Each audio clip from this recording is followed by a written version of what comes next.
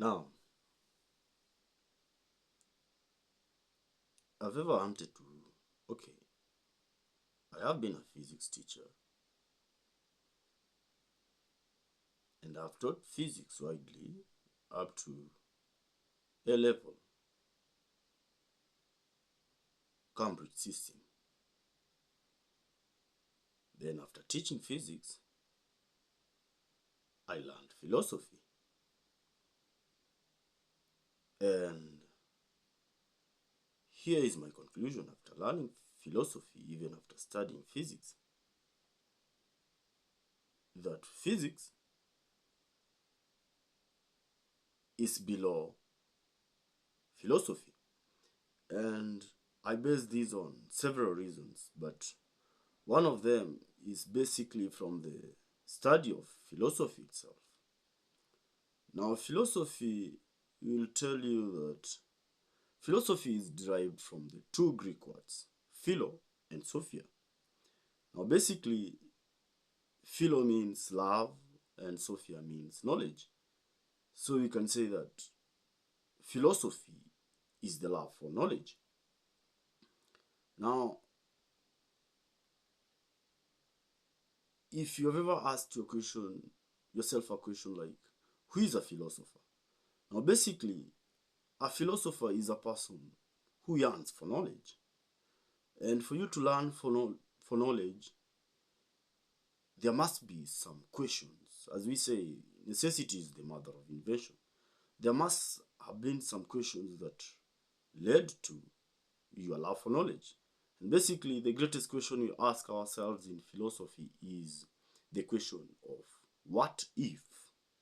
Now, if you ask yourself such kind of questions, then you can as well call yourself a philosopher, because basically you are a philosopher.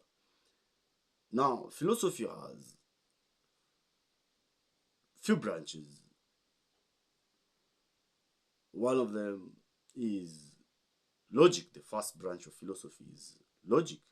Basically, logic is the study of the basic structure of an argument. Like, how is your argument? Is your argument logical or illogical? Basically, that's what we say. Now, the second branch of philosophy is metaphysics. Metaphysics is the study of the ultimate nature of reality. And we all know that the ultimate nature of, or the ultimate being, the ultimate nature of reality is God. Okay, because God does not come into being. God is God. God does not come into being. If God becomes into being, then that's not God, because it's human who come into being. God does not come into being. Like, God does not become God today and tomorrow God is not God. So God is God all the time. Yesterday, today, and forevermore. God is God. So basically, you cannot say that God is a supreme being. God is God. Okay? That's what we study in philosophy. Now, that is the second branch of philosophy, metaphysics, the study of the ultimate nature of reality.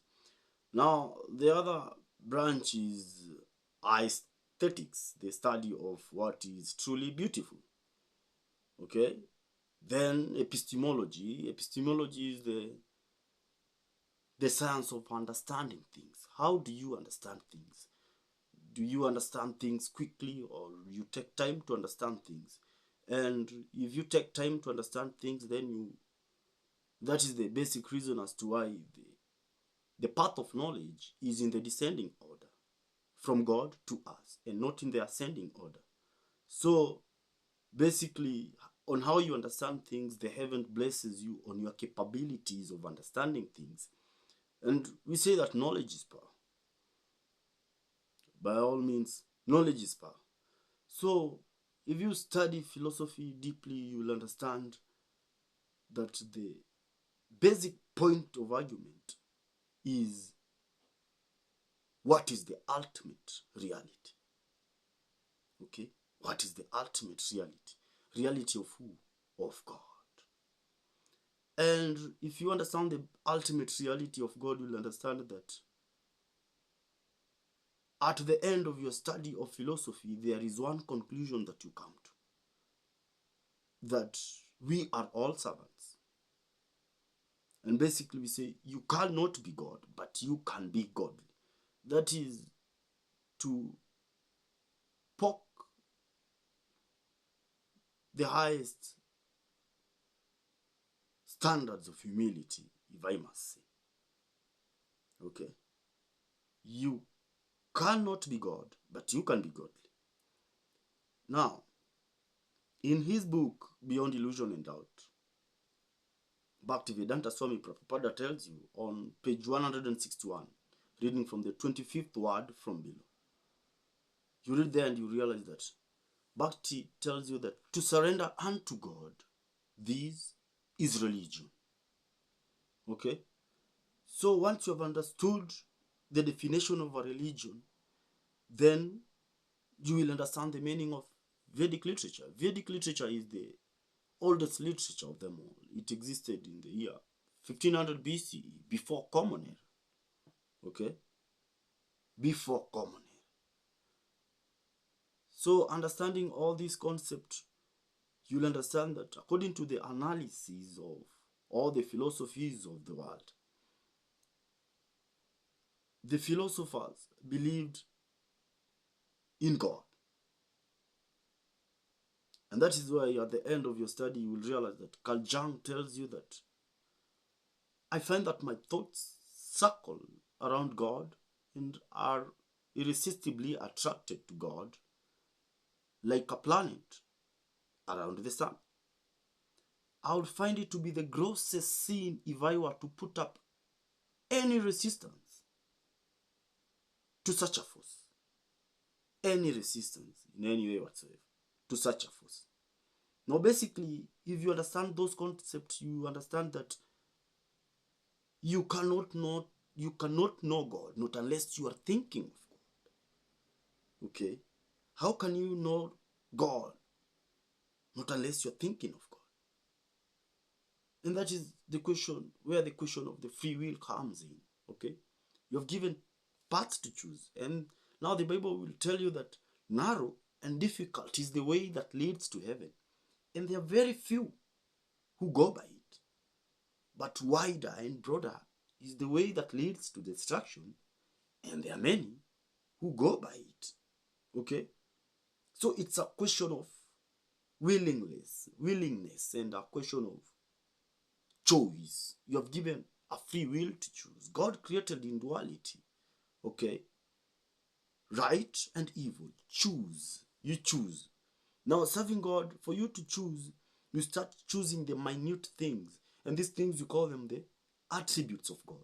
And they include honesty, patience, persistence, kindness, humility. Those are the attributes of God. Once you practice these things, you come closer to God by practicing the attributes of God, because you cannot know God instantly. Remember, one day to man is 1,000 years to God. Okay? So you can only know God progressively, because not even the blade of a grass shakes without God realizing.